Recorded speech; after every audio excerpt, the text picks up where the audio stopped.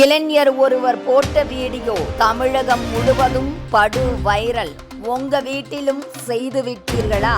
இளைஞர் ஒருவர் சமூக வலைதளத்தில் பேசிய வீடியோ படு வைரலாக பரவி வருகிறது. அந்த வீடியோவில் வீட்டுக்குள்ளேயே சாக்கடை வருகிறது. அதில் அரசாங்கம் என்ன தவறு செய்தது என்பதை எளிய முறையில் குறிப்பாக பாமர மக்களுக்கும் புரியும் வகையில் அவர் வீடியோவை பதிவு செய்த விதம் ஒவ்வொரு வீடு கட்டும் சாமானிய மக்கள் மத்தியிலும் குறிப்பாக அரசாங்கம் செய்யும் சிறிய தவறு எவ்வளவு பெரிய அளவில் மக்களை பாதிக்கிறது என்பதை மிக மிக எளிய முறையில் பைப் மூலம் விளக்கங்கள் கொடுத்துள்ளார். இந்த வீடியோதான் சமூக வலைதளங்களில் தற்பொழுது வைரலாக பரவி கொண்டு வருகிறது. திருப்பெரும்புதூரில் வீட்டிற்காக ஒருவர் பாதாள சாக்கடை திட்டம் அனுமதி வாங்கியுள்ளார். அதில் என்ன பிரச்சனை என்று தெரியவில்லை. வீட்டிற்கு வெளியே போக வேண்டிய சாக்கடை வீட்டிற்குள்ளேயே வந்துள்ளது. வீடு குளமாக காட்சியளித்தது. இதில் என்ன பிரச்சனை என்பதை ஒருவர் இணையதளத்தில் அழகாக விளக்குகிறார். ஒரு வேலையை செய்தால் அதில் எந்த பிரச்சனையும் வராத அளவுக்கு செய்ய வேண்டும்.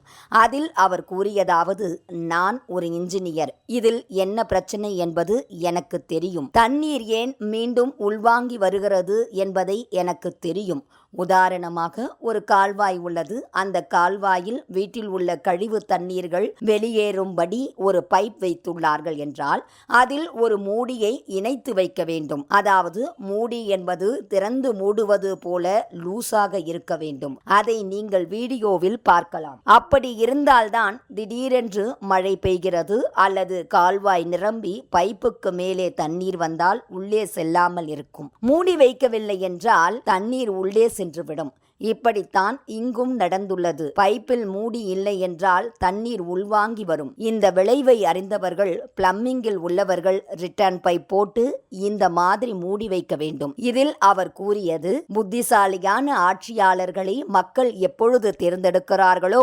அப்பொழுதுதான் ஆட்சியாளர்கள் அதிகாரிகளை கவனித்து வேலையை ஒழுங்காக வாங்குவார்கள். செய்கின்ற வேலையை ஒழுங்காக செய்யாததால் மக்கள் அவதிப்படுகின்றனர்.